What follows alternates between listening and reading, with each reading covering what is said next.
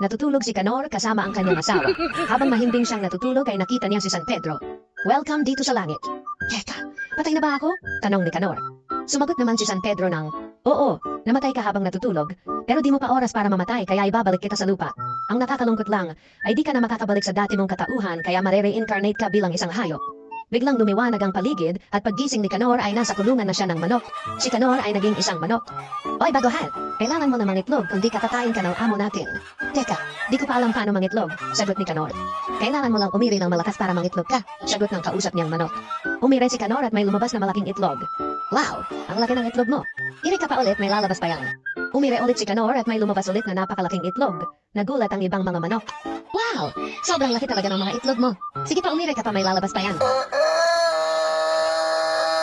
Umire ulit ng malakas si Canor at nagising siya sa suntok at sampa. Walang hiya ka, Canor. Kadiri ka. Ba't ka tumatay sa kama?